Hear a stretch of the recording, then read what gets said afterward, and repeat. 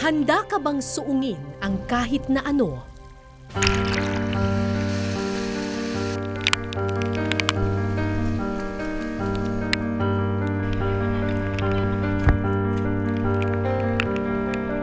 Para lang makapagturo. Baitus. Aha.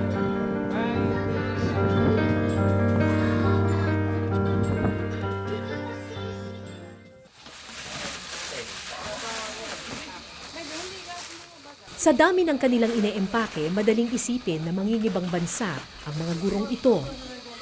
Inaabot siya ng 1,000 plus, lalo na po pag may bigas ka pang dala, tapos may mga damit. Siguro po nasa 1,000 to 1,500 po yung ibabayad mo sa nagkakarga ng yung gamit. Pero ang totoo, buwan-buwan nila itong ginagawa patungo sa pinakamalayong eskwelahan sa kanilang probinsya.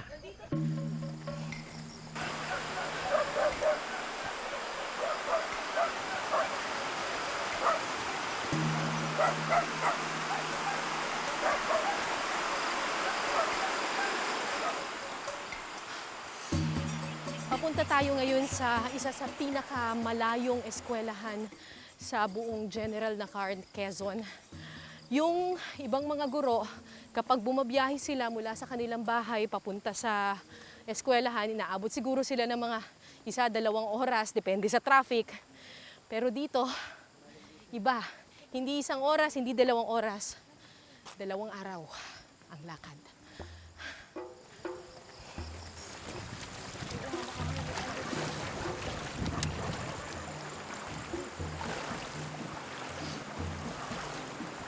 Lamig.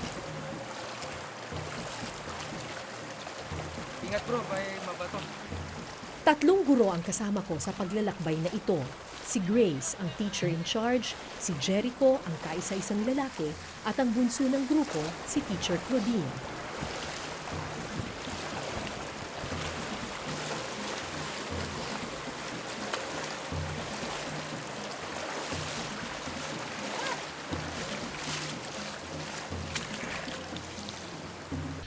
Nagsimula ang aming lakbay sa bayan ng Tanay sa Rizal.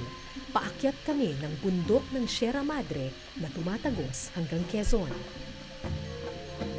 Dito po tayo dumayan at malaki yung ilog. Kaya dito sa taas ng bundok. Matarik, maputik at napakadilim ng daan.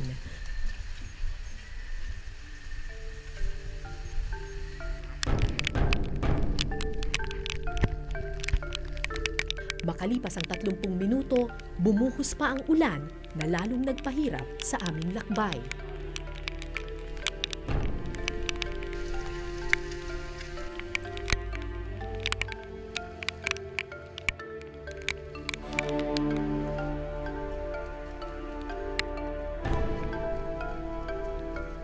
Akala ko ulan lang ang aming kalaban, pero dala pala nito ang mas matinding unos.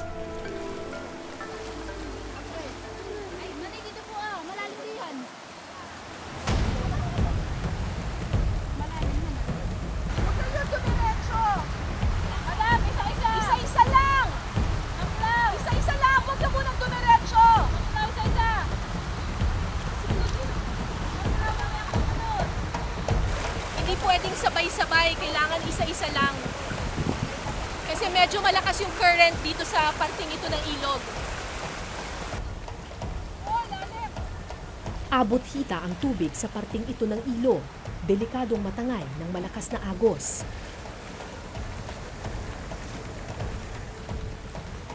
Pabugso-bugso ang buhos ng ulan, senyales na kailangan magmadali ng grupo.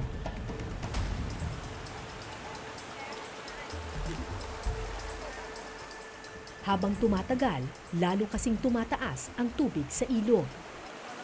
Ilang ilog pa po, ma'am, ang tatawirin natin? 6 pa po, ganun po. Gawa po ng... 6 pa? Ah, okay. Pero may mas mataas pa ba dito? O Opo, meron pa po. hanggang Opo, ano? Tapos, hanggang dito po. Tapos po ay mas malalaki yung bato niya. Kaya mas O, kailangan natin kapit-kapit. bilisan natin Opo. dahil Opo. baka mamaya lalo pang tumaas yung tubig.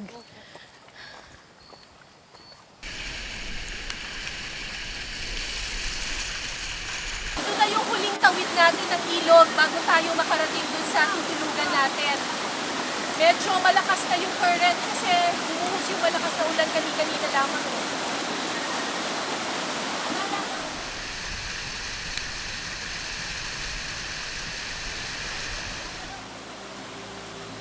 Pero gaano man kalakas ang kabog sa aming dibdib, sadyang mas malakas ang bulong ng tungkulin. Matapang na sinuong ng mga guro ang mapangahas na tubig.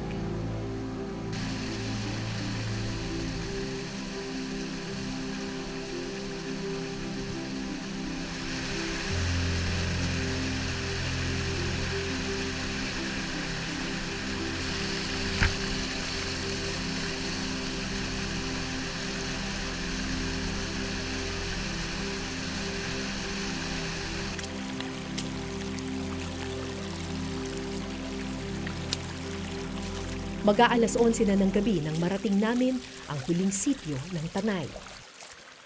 Andito na tayo sa sitio Sadlak pero hindi pa ito yung destination natin.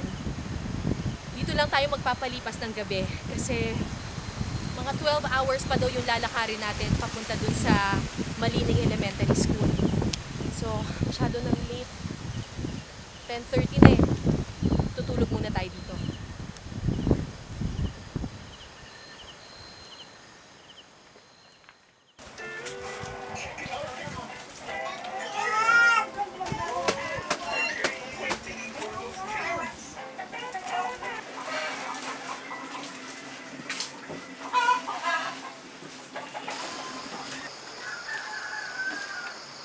It's 6:30 in the morning. Dito pa lang tayo sa Sadlak pero mukhang mahaba-haba pa daw yung lalakarin natin. Day 2 na tayo ngayon. Sir Jericho, ilang oras po ang lalakarin natin papunta po sa Malining? Naku, kinukuha po namin yan ng maghapon, ma'am. Kung alis tayo ng mga 6:30. 6:30, Darating tayo ng mga ganon din, 6:30 ng gabi. ng gabi. Depende sa lakad. Depende sa lakad natin.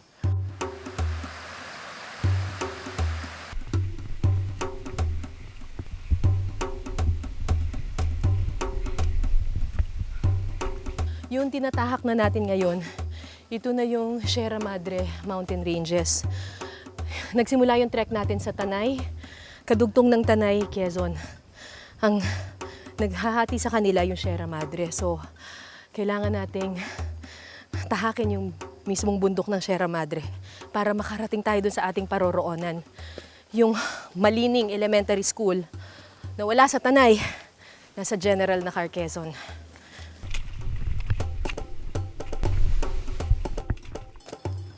Ang gubat na ito ang nilalakad buwan-buwan ng mga guro sa ngalan ng pagtuturo.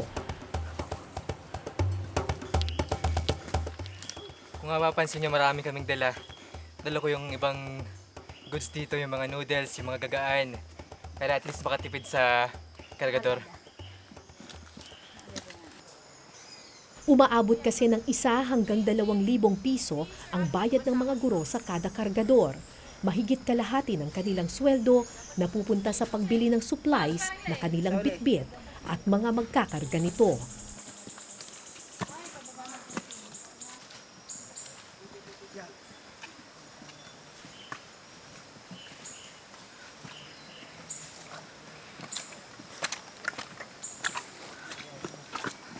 Ako na po ulit.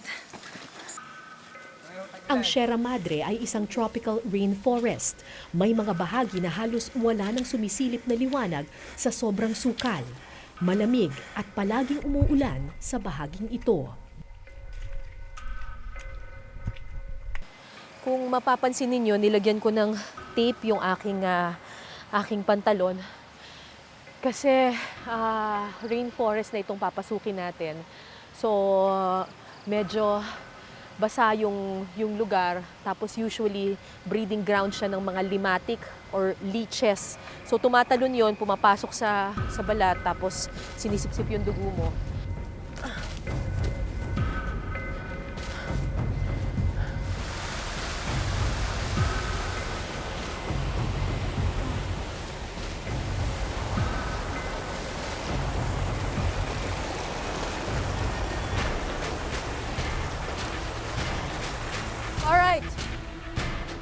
Linta at putik ang kalaban mo sa mga tropical rainforest tulad ng Sierra Madre.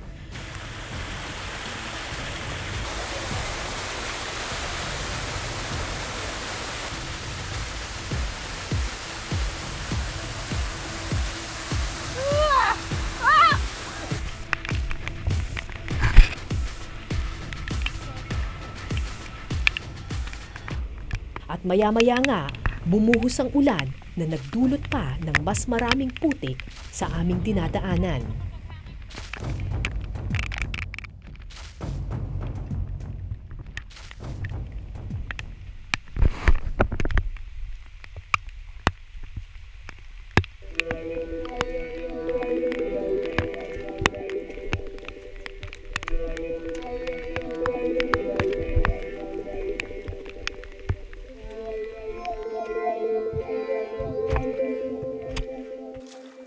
Ito ang unang assignment ni Claudine at Jericho bilang mga public school teacher. Hindi nila inakalang ganito pala ang kalbaryo na kanilang haharapin para lang makapagturo. Ang sakit ng buong katawan mo, pero kapag tumigil ka, hindi ka pwedeng tumigil. Yung kailangan mong magpatuloy dahil hindi mo mararating yung pupuntahan mo kung hindi ka tutuloy. So kahit ayaw mo na, napapagod ka na, nanginginig na yung tuhod mo, ayoko na matatawag na nanay. Magdadasal ka na, Lord. Bakit po ganito? Pero siyempre, inisip ko na lang na kaya ko to.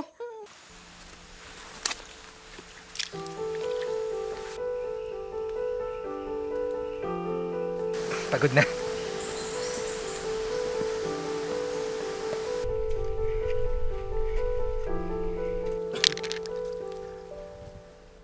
Minsan kapag ganito, lalo na yung panahon ay umuulan, ano ang paisip din? Nagtatanong, ang iniisip na lang namin, nag-apply kami, hindi kami nag-expect ng school.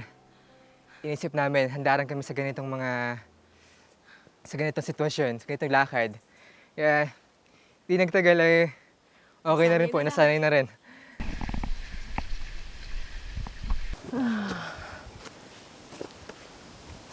Makalipas ang 6 na oras, nagdesisyon ng grupo na magpahinga. 3 taon ng teacher sa Malining Elementary School si Grace. Tulad niya, teacher din ang kanyang asawang si Alvin. Pero sa lakbay na ito, kargador si Alvin at hindi guro. Siya po'y kakapasa din lang last March.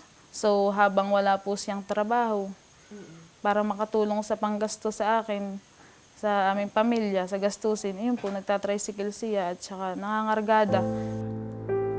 Mahirap makakuha ng item o slot sa mga pampublikong paaralan. Mahaba ang pila ng mga nag-a-apply na guro. Kaya nang matanggap si Grace sa Malining, tinanggap niya ang item kahit alam niyang 2 araw ang lakaran paakyat ng eskwelahan. Ang pinakamahirap po ay mapalayo sa aking anak. Ay, mama. 6 months pa lang po yung anak ko. Iniwan ko. Opo. Yung isang araw ko po dito pag-i-stay ay feeling ko 1 buwan na akong malayo dun sa anak ko. Tapos ay nung time na yun po ay almost 2 months kami bago bumaba. Yun. At napakahirap po talaga. Walang signal. Dahil sobrang liblib at sukal ng Sierra Madre, walang anumang paraan ng komunikasyon na posible sa lugar. Walang kuryente, walang signal, at ang mga barangay, oras ang pagitan sa isa't isa. Layo pa, sir. Malayo pa ma'am, wala pa sa kalahati. Tara.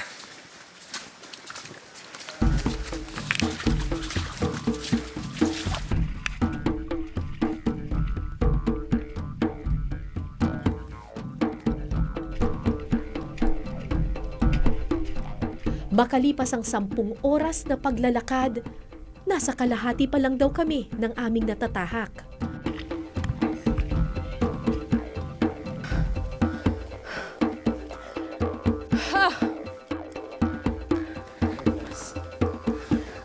Sa totoo lang, gusto nang sumuko ng aking team sa paglalakad.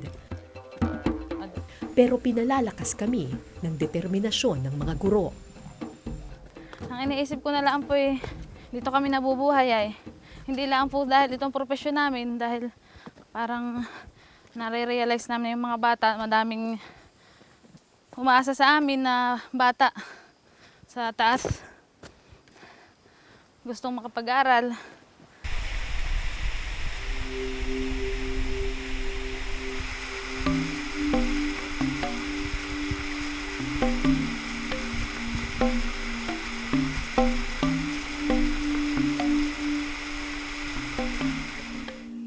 Basang-basa na kami ng pawis at saka ng ulan. Pero ang bad news ay 5 hours pa yung lalakarin. So, papalit na lang ako. Baka magkasakit ako sa daan eh.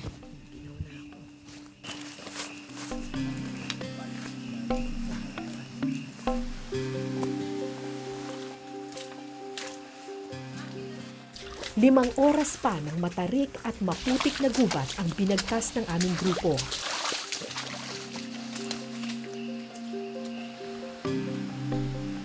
Inabutan na kami ng dilim sa aming paglalakad. Mag-aalas 10 na ng gabi nang marating namin ang dulo ng gubat. Gutom at pagod na ang lahat. Pero may isa pang pagsubok. Pagkatapos ng halos 15 oras na paglalakad, finally, mga 1 hour na lang makakarating na tayo sa Malining Elementary School. Pero may isa pang kalbaryo. Kailangan tawirin itong malaking ilog na ito.